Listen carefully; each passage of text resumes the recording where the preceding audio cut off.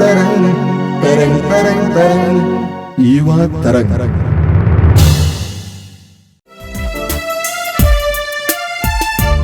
ऐ मसीह तू आ, ऐ मसीह तू आ, ऐ मसीह तू आ, ऐ मसीह तू आ। सोए हुए बाग मेरे, सोए हुए बाग मेरे, तू जगा है मसीह तू आ, है मसीह तू आ, है मसीह तू आ, है मसीह तू आ। मेरा जीवन तेरे हाथ है, जीऊं जब तक तेरा साथ है।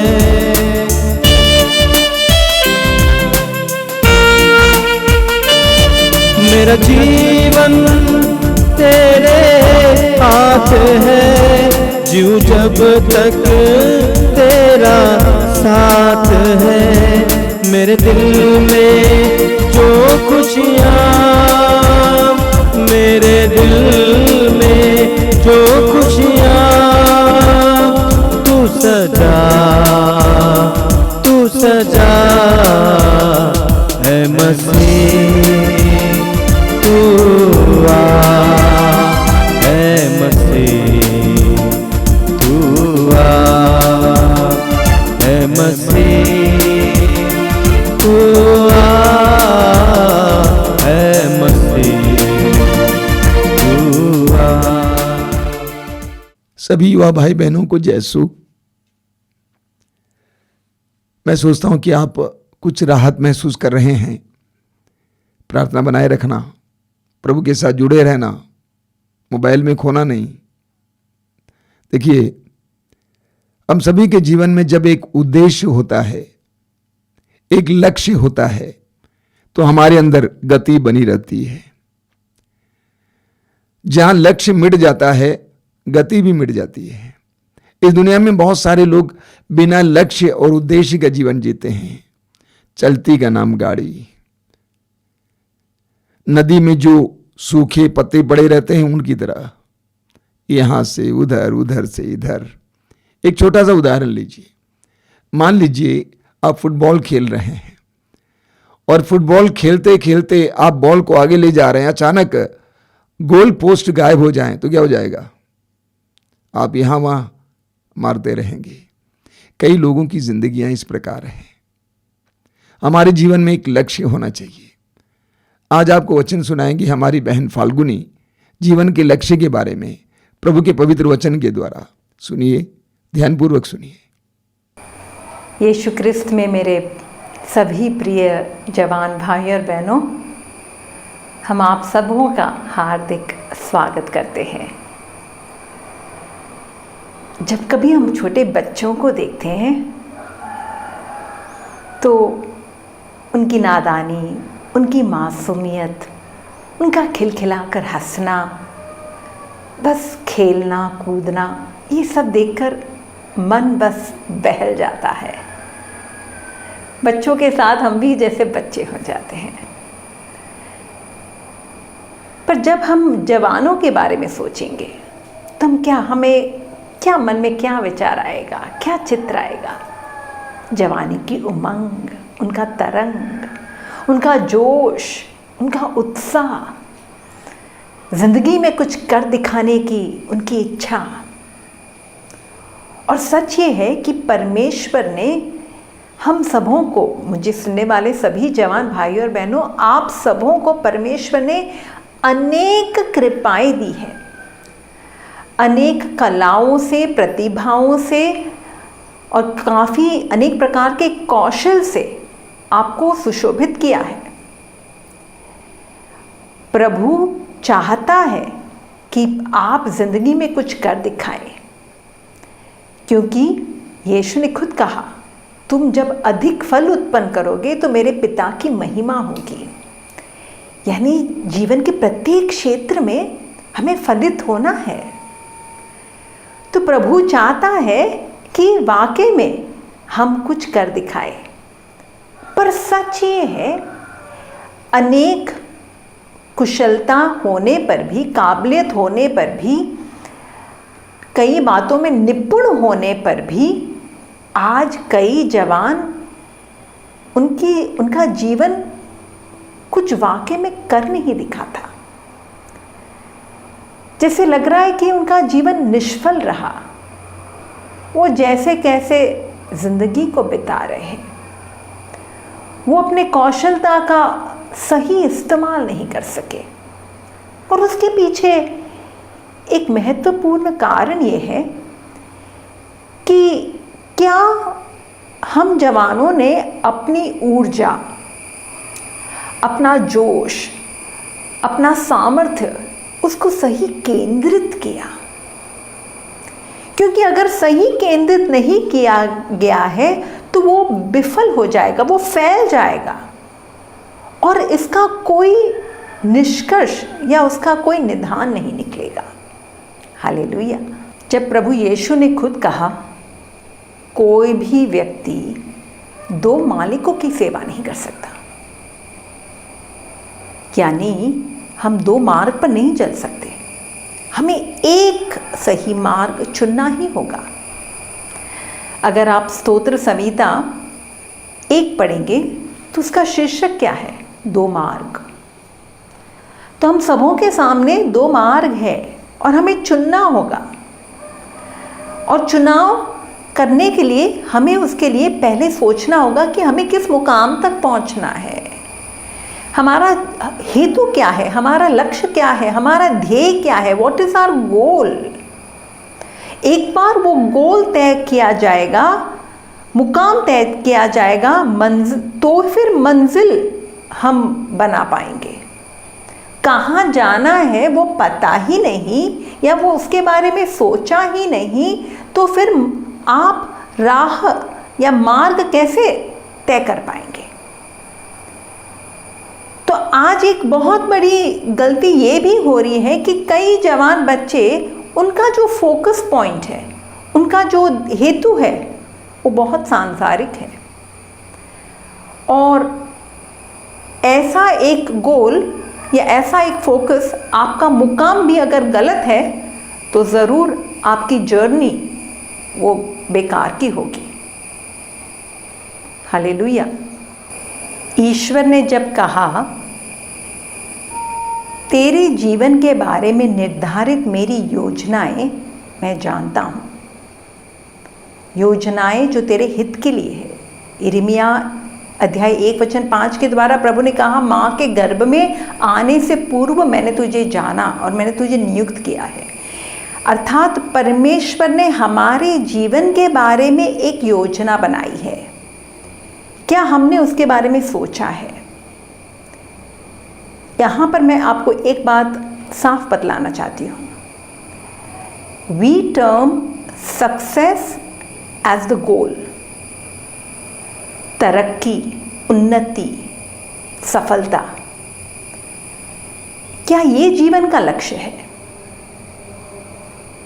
जीवन का लक्ष्य कुछ बस हासिल करना, वो जीवन का लक्ष्य नहीं हो सकता। हमें वाकई में ये जानना है कि परमेश्वर ने मुझे इस संसार में किस हेतु से यहाँ भेजा गया है। उसमें हम कुछ बनेंगे, हाँ, हम कोई डॉक्टर बनेगा, कोई इंजीनियर बनेगा, कोई आर्किटेक्ट बनेगा। ये अलग अलग पेशों में हम जा सकते हैं, ये अलग अलग कार्य हम कर सकते हैं, पर आखिर में परमेश्वर क्या हेतु क्या है, वो उसने मेरा सृजन किया है तो किस कारण से, उसकी क्या इच्छा है, what is my mission of life, वो हमें जानना है। आज एक बहुत दुख से कहना पड़ रहा है कि अनेक जवानों का जो उनके ज़िंदगी का जो ड्राइविंग फोर्स है, एक बात समझ लेना, गाड़ी कितनी भी अच्छी हो, मर्सिडीज गाड़ी हो, BMW गाड़ी हो, उससे ज़्यादा गाड़ी की शोभा है, पर गाड़ी चलाने वाला भी बहुत वैसा ही माहिर या काबिल होना चाहिए, वरना गाड़ी तो एकदम गराज तक पहुंच जाएगी। तो आज हम अपनी ज़िंदगी को किस मार्ग पर चला रहे हैं? कई जवानों का आज उनका लक्ष्य क्या है? मौज मस्ती करना, मज़ा लेना, दोस्तों के साथ घूमना फिरना, कई लोगों का ये चल रहा है। बस ऐसे ही समय बीत रहा है, बस ये जवानी में हम मज़ा ले रहे हैं। अनेक हैं जो दूसरों के साथ कंपटीशन करने, जैसे उनको स्पर्धा है या दूसरों का अप्रूवल को, लोग क्या कहेंगे, इससे वैसे बेहतर होना चाहते हैं। आज कई हैं जो मटीरियलिस्टिक, पैसा ज़्यादा कमाना है, गाड़ी बंगला, ये सब शोहरत और शान और शौकत, बस इसी में मन लगा हुआ है। पर ये सब करके भी आप अंदर से तृप्त नहीं हो पाएंगे, ये आपको और खोखला या खाली बना देगा। इसलिए आप जो कुछ भी करेंगे, आप जो भी करियर ले रहे हैं या जो कुछ भी आप कार्य में आगे बढ़ रहे हैं, उसमें सबसे अंडरलाइन आपको जानना है परमेश्वर की योजना क्या है मेरे जीवन के बारे में। और उसके लिए ये कोई एक टॉक से नहीं होगा, आपको रोज़ाना प्रभु के साथ बैठना होगा, प्रभु के साथ वार्तालाप करना होगा, प्रभु से जानना होगा। जब प्रभु ने खुद कहा तुम मुझे ढूंढोगे और तुम मुझे पाओगे, तुम मुझे पुकारोगे और मैं तेरे जीवन के बारे में ऐसी रहस्यमयी बातें बताऊंगा जिसके बारे में तुम्हें कुछ नहीं पता, तो हमारा ये कर्तव्य है, हम पर ये एक एक व्यक्ति पर उसका एक दायित्व है कि उसे प्रभु के साथ समय बिताकर परमेश्वर ने उसे इस पृथ्वी पर क्यों भेजा वो जानना है। हालेलुया। जैसे मैंने शुरुआत में ही आपको बतलाया था कि ईश्वर ने एक एक को अलग अलग प्रकार की कलाएं, गुण, प्रतिभाएं प्रदान की है। जैसे प्रभु यीशु ने अशरफियों के दृष्टांत में बतलाया कि किसी को प्रभु ने 5,000 दी, किसी को 2,000, किसी को 1,000। परमेश्वर ने हम सबों को कुछ खूबियां तो दे दी है, अब उन खूबियों का हम क्या कर रहे हैं? अगर खूबियों का सही इस्तेमाल करेंगे तो ज़रूर उसमें सफलता प्राप्त होगी। उदाहरण के तौर से मुझे अच्छी आवाज़ प्रभु ने दी, पर उस आवाज़ केवल मिलने से काम नहीं बनता, मुझे उसके लिए सीखना होगा, रियाज़ करना होगा, मेरी आवाज़ को और ज़्यादा उसका प्रशिक्षण करना होगा, ट्रेनिंग करना होगा, तब जाकर मैं वाकई में सुंदर गा पाऊंगी और उससे परमेश्वर की भी महिमा कर सकती हूँ। तो कोई भी कार्य में एक्सेल होने के लिए, प्रवीण होने के लिए हमें रोज़ाना प्रैक्टिस करना होगा, परसिवियर रोज़ाना, ये कोई एक दिन में नहीं होने वाला है। आपके दैनिक जीवन में आपका ये जो लक्ष्य है, आपका ये जो हेतु है या प्रभु जो आपसे चाहता है, उसके लिए दैनिक तौर से आपको उसके लिए कार्य करना होगा, सक्रिय तौर से काम करना होगा। कोई भी डॉक्टर या कोई भी कलाकार, कितने साल बीतते हैं, कितना त्याग, कितना बलिदान, कितने घंटे उन्होंने उस पर बलिदान दिया, उसका उनका योगदान है, तब जाकर वो कुछ बने हैं। खेल के मैदान को देख लीजिए, कोई भी खिलाड़ी जब खेलने जाता है तो उसके लिए उसने बहुत जतन किया है, काम किया है, उसको प्रशिक्षण मिला है। आपने सुना होगा एशियाड गेम्स के लिए भारत की ओर से पीटी उषा नामक की एक खिलाड़ी, उसको ब्रॉन्ज मेडल मिला। और मेडल मिलने के पश्चात जब उससे किसी पत्रकार ने उससे सवाल पूछा, आप क्या कहना चाहते हैं? बताइए कुछ शब्द अपने जीवन के बारे में। तब उसने क्या कहा,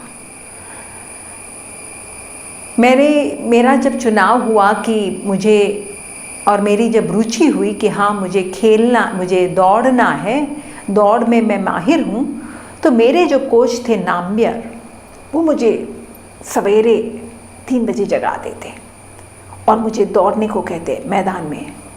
और मैं बीच में अगर थक जाती तो मुझे, अगर पूरा राउंड ना ले पाऊँ तो डबल राउंड लेने को कहेंगे। मुझे इतना गुस्सा आता था, पर आज मैं समझ पाती हूँ कि उसके पीछे एक हेतु था, एक लक्ष्य था, और मैं ये कर पाई क्योंकि उन्होंने मेरे सामने एक लक्ष्य रखा कि तुम्हें बस उस दौड़ में दौड़ना है, तुम्हें जीतना है। और उस कारण से अनेक सारे भोजन से भी उसको अपने आप को वंचित करना पड़ता था। वो सब प्रकार का खाना नहीं खा पाती थी। इतना सारा एक्सरसाइज, ट्रेनिंग, डाइट, क्यों? Because she had a goal, she had a focus that she wants to do something, she wants to achieve something.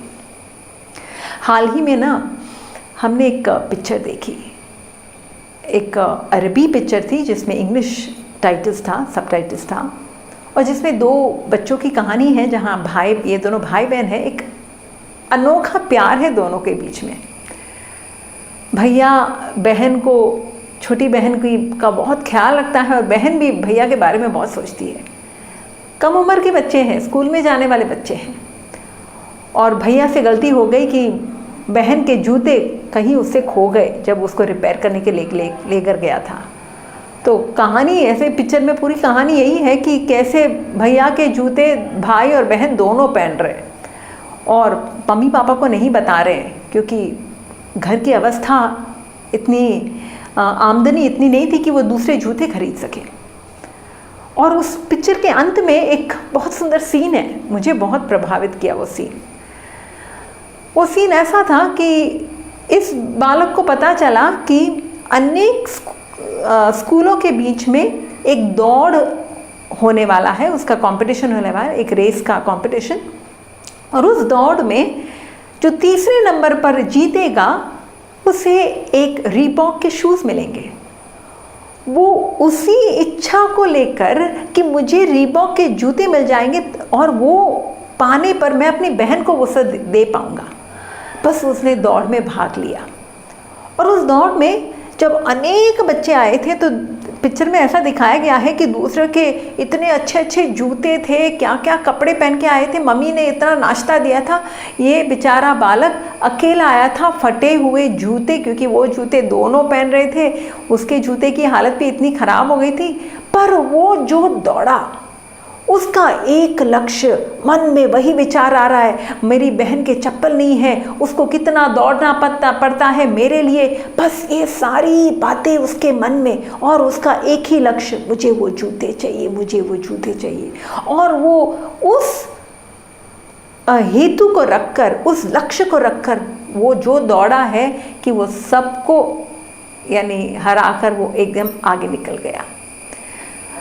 तब मुझे एहसास हुआ, और उसमें ये भी दिखाया गया कि अनेक लोगों ने उसको कई बार गिरा दिया पर उसने उनकी परवाह नहीं की, बस वो तो दौड़ता गया। तो ये बात परमेश्वर के वचनों में भी हमें प्राप्त होती है, जहाँ पर हिब्रानियों के नाम जो ग्रंथ है उसमें अध्याय 12 वचन 1 में लिखा है, जब विश्वास के साक्षी इतनी बड़ी संख्या में हमारे चारों ओर विद्यमान है तो हम हर प्रकार की बाधा दूर कर अपने को उलझाने वाले पाप को छोड़कर और ईसा पर अपनी दृष्टि लगाकर धैर्य के साथ उस दौड़ में आगे बढ़ते जाएं जिसमें हमारा नाम लिखा है।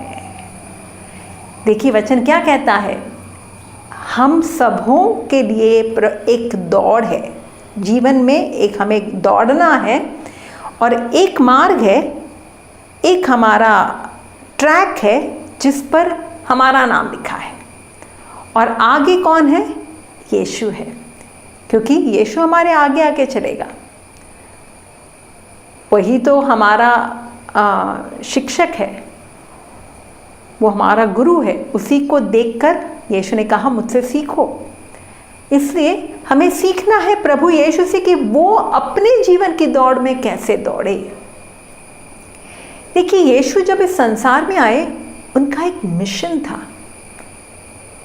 और वो एक मिशन ऐसा था कि उसी को लेकर जो उसके अंदर जो उत्साह था, द ज़ील, बस उसी में कार्यान्वित रहते। यीशु का मिशन क्या था? पिता का असली चेहरा प्रकट करना, पिता का राज्य स्थापित करना। इससे उनकी शिक्षाएं देखिए, उनके दृष्टांत देखिए, उनकी सारी बातें, उनके चमत्कार, उनकी चंगाइयाँ, सब कुछ क्या प्रकट करता है? ईश्वर, उसके पिता का राज्य। बल्कि यीशु के सबसे सर्वप्रथम शब्द भी देखिए जो सुसमाचार में जो हम पाते हैं, लूकस के सुसमाचार में जब मंदिर में पाए जाते हैं, जब माँ ने पूछा कि तुमने हमारे साथ ऐसा क्यों किया, यीशु का क्या जवाब था? क्या तुम नहीं जानते थे कि मैं अपने पिता के घर होऊंगा? एंड इन इंग्लिश में ऐसा लिखा है, did you not know that I would be in my father's business? बस देखिए, 12 साल की उम्र से ही प्रभु यीशु जानते थे कि उसका काम क्या है, उसको कहाँ होना है, उसको किस कार्य में आगे बढ़ना है, और जीवन भर वो वही करते रहे। तो the zeal for the father's house has consumed me. जब उन्होंने यानी मंदिर को अशुद्ध देखा और उसको साफ किया है, उसको शुद्ध किया है, तो संपूर्ण जीवन में भी यीशु बस मेरे पिता की इच्छा, मेरा भोजन मेरे पिता की इच्छा को पूरी करना है। अंत में भी वो जब प्रार्थना करते हैं पुरोहित के रूप में और अपने शिष्यों के लिए तब वो क्या कहते हैं? पिता, मैंने तेरी इच्छा पूरी की है, तूने जो मुझे कार्य सौंपा था मैंने पूरा किया है। John 17:4, I have accomplished the work that you sent me to do, I have glorified your name. और यीशु सूली पर भी क्या कहते हैं? उनको पता है कि उनके जीवन का हेतु क्या है, आखिर में उसे सूली पर अपनी कुर्बानी देनी है, तो उन्होंने कहा इट इज़ फिनिश्ड। तो यीशु हमारे लिए एक मिसाल है, हमारे लिए एक साक्षी है कि हमें उसी की ओर देखकर हमें भी अपने जीवन के दौड़ में आगे बढ़ना है। और ये बात जान लेना, हमें अपने ट्रैक पर चलना है, हमें अपने जीवन की तुलना या अपने जीवन को दूसरों के साथ कंपेयर नहीं करना। इससे आपके जीवन का लक्ष्य ना आपके भाई का लक्ष्य होना चाहिए, ना आपके बहन का, ना आपके दोस्तों का, ना आपके पड़ोसी का। आपके जीवन का लक्ष्य जो ईश्वर ने आप पर प्रकट किया है वो होना चाहिए। You have to run your race, don't try to run others race. प्रभु यीशु की जो उनका जो ज्ञान था, उनकी जो बुद्धिमता थी, उनकी जो कला थी, उनकी जो प्रतिभा थी, the way he could express himself, उनकी शिक्षा, उनका सामर्थ्य, उनका कौशल, ये सब अगर आप देखने को जाए तो Jesus could have accomplished and achieved anything else. पर यीशु किसी और में उन्होंने अपना ध्यान केंद्रित नहीं किया, उन्होंने कोई भी सांसारिक बातों को भी नहीं बतलाया है, उनका बस एक ही हेतु था। He knew what was his focus। मेरे भाइयों और बहनों, अगर आप जानते हैं कि ये सूरज का जो प्रकाश है उसमें इतना सामर्थ्य है, उतनी ऊर्जा है, उतनी शक्ति है कि सूखी घास को भी वो जला सकता है, पर ऐसे ही नहीं जलाएगा, उसको फोकस होना होगा। और उसके लिए अगर आप ये कभी अगर एक्सपेरिमेंट किया हो तो कि अगर आप मैग्नीफाइंग ग्लास लेंगे और सूरज के प्रकाश को उस मैग्नीफाइंग ग्लास से बस ऐसे सूखी घास पर अगर आप वहाँ पर केंद्रित करेंगे तो सूखी घास में आग जलने लगेगी। हमने क्या किया? प्रकाश को फोकस किया है। वैसे ही लाइट अगर उसको लेज़र के तौर से अगर स्टील पर फोकस किया जाए तो स्टील को भी काट सकता है। So anything which is focused has power. अगर हमने भी हमारा मन, हमारा ध्यान, हमारे विचार, हमारे जीवन का समय, सब कुछ हमने अगर एक लक्ष्य की ओर केंद्रित किया है तो हम भी आगे बढ़ पाएंगे और हम बहुत कुछ हासिल कर पाएंगे। हम अपने जीवन का मकसद पूरा कर पाएंगे। संत पौलुस एक व्यक्ति जिसने यानी चर्च को इस तरीके से एस्टैब्लिश किया रोमन एम्पायर में, क्यों? Goal oriented. और इसी तो संत पौलुस कहते हैं, मैं पिछला सब भुलाकर आगे की दौड़ में दौड़ रहा हूँ, बस वो मुकुट पाने के लिए जिसे मेरे ईश्वर ने मेरे लिए तैयार किया है। और अंत में वो क्या कहते हैं तिमोथी के नाम पत्र में, I have run the race, I have finished my race. कितने सीना तान कर, छाती टोक कर ये कह सकते हैं, क्योंकि वाकई में उन्होंने कर दिखाया। हालेलुया। आप सबों ने हेलन केलर का नाम सुना होगा, जो शारीरिक तौर से अंधी थी, पर उनका एक बहुत सुंदर कोट है जहाँ वो कहती है, the only thing worse than being blind is having sight but no vision. वो क्या कहती है? आंखें होकर एक दृश्य ना होना, एक विजन ना होना, एक लक्ष्य ना होना, ये तो अंधे होने से भी बदतर है। और इसलिए परमेश्वर भी चाहता है कि हम अपने आंखों के सामने एक लक्ष्य बनाएं। हमारी मंजिल क्या है वो हम तय करें। जब परमेश्वर ने भविष्यवाणी की नबी योएल के द्वारा पवित्र आत्मा के बारे में, तो पवित्र आत्मा भी इस तरीके से, उनकी भाषा जो है, हमें हमारे ज़िंदगी को चलाने के लिए वो एक लक्ष्य हमें देंगे। और इसलिए लिखा है योएल नबी के ग्रंथ में, हिंदी में अध्याय 3:1 है, इसमें लिखा है, इसके बाद मैं सब शरीरधारियों पर अपना आत्मा उतारूंगा और तुम्हारे पुत्र पुत्रियां भविष्यवाणी करेंगे, तुम्हारे बड़े बूढ़े स्वप्न देखेंगे और तुम्हारे नवयुवकों को दिव्य दर्शन होंगे। क्या लिखा है? नवयुवक को क्या प्रभु देंगे? दिव्य दर्शन देंगे, कि परमेश्वर उन पर प्रकट करेगा प्रभु क्या चाहता है, उनसे क्या चाहता है। हबक्कुक नाम नबी के ग्रंथ में भी प्रभु का वचन कहता है, अध्याय 2:2 में, इंग्लिश में बहुत सुंदर उसके शब्द है, Then the Lord answered to me and said, write the vision, make it plain on tablets so that the runner may read it and run. Yes, when we have our focus, we will run. जब हमारा लक्ष्य तय होता है तो कुछ बातें बहुत आसान हो जाती है ज़िंदगी को चलाने के लिए। ये तो जीवन कहाँ जाना है या तो बहुत विफल हो जाता है, समय विफल हो जाता है, ऊर्जा विफल हो जाती है, शक्ति, सामर्थ्य, हमारी मेहनत सब बेकार की जाती है। तो जब लक्ष्य तय होता है तो हमारा जीवन, सबसे पहले हमारे जीवन अर्थमय हो जाएगा। We know what is why are we doing, what we are doing, why we are doing. फिर हमारा जीवन सिंप्लीफाई हो जाएगा, जो सब कुछ करने की ज़रूरत नहीं है। Please do not understand activity as productivity. बहुत कुछ करना ये ज़रूरी नहीं है। मुझे जो करना है वही मुझे करना चाहिए, तो मैं वहाँ पर फोकस करूँगी। अगर मुझे डॉक्टरी में जाना है तो फिर मैं क्यों कॉमर्स के लाइन में वहाँ पर अपना सिर डालूँ? Jack of all trades but master at none. No, we can not do that. इसलिए वो सिंप्लीफाई हो जाएगा, बहुत कुछ हमारे ज़िंदगी से निकल जाएगा जब हमारा लक्ष्य तय है।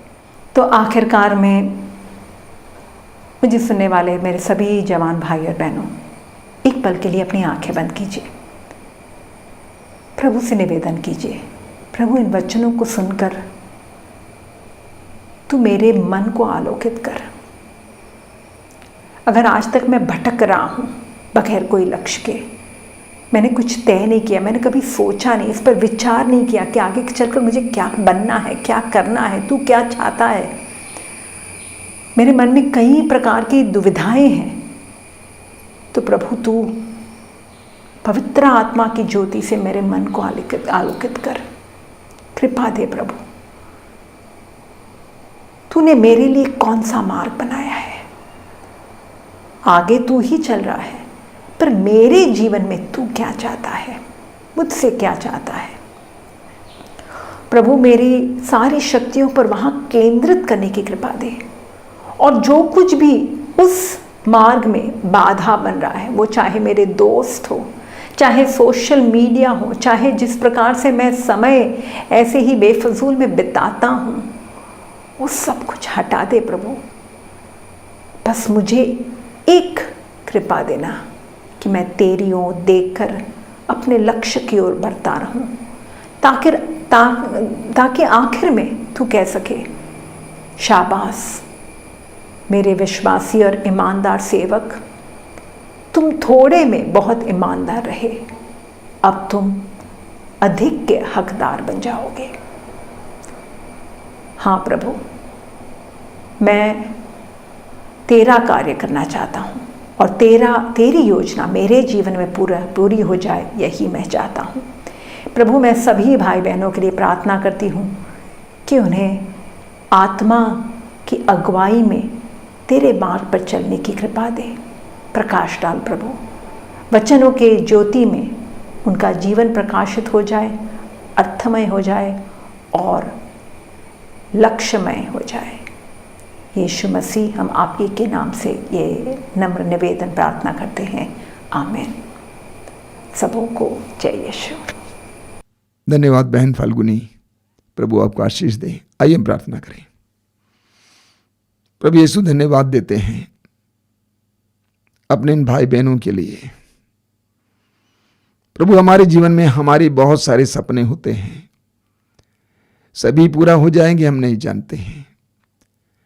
मैं इस समय अपने छोटे भाई बहनों के लिए प्रार्थना करता हूं, तेरी इच्छा के मुताबिक अपने जीवन में सपना बांधने के लिए कृपा दीजिए। तेरे पवित्र वचनों के आधार पर एक लक्ष्य अपने सामने रखने के लिए कृपा दीजिए, उस लक्ष्य की ओर बढ़ने के लिए कृपा दीजिए। संत पौलुस कहते हैं, मैं अपने लक्ष्य की ओर दौड़ता हूं। प्रभु यीशु, अपने लक्ष्य की ओर दौड़ने के लिए शक्ति दीजिए। राजा दाऊद की तरह, इब्राहिम की तरह, मूसा की तरह, तेरे शिष्यों की तरह तेरे सानिध्य के द्वारा सामर्थ्य प्रदान कीजिए, ताकि जिन लोगों के जीवन में कोई लक्ष्य नहीं है, जो लक्ष्यहीन जीवन जी रहे हैं, उनको भी लक्ष्य देना, कुछ बनने, कुछ करने के लिए कृपा देना। इस समय प्रभु यीशु विशेष करके इन वचनों के द्वारा, इस प्रार्थना के द्वारा ये कृपा उन्हें प्रदान करना। सिर झुकाइए। सर्वशक्तिमान परमेश्वर पिता और पुत्र और पवित्र आत्मा आप लोगों को आशीर्वाद प्रदान करें, आमीन। मेरे सांसों की तुम बोल हो, मेरी जिंदगी का तुम मोड़ हो।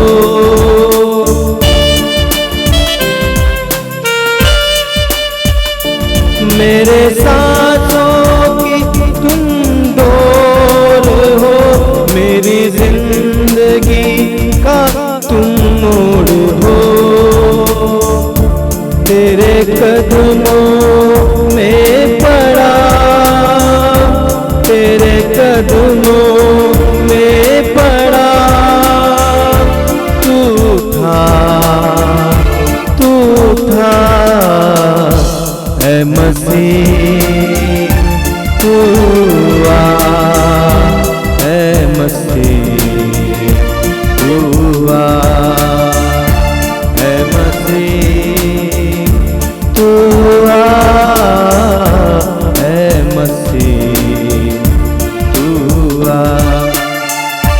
सोए हुए बाग मेरे, सोए हुए बाग मेरे, तू जगा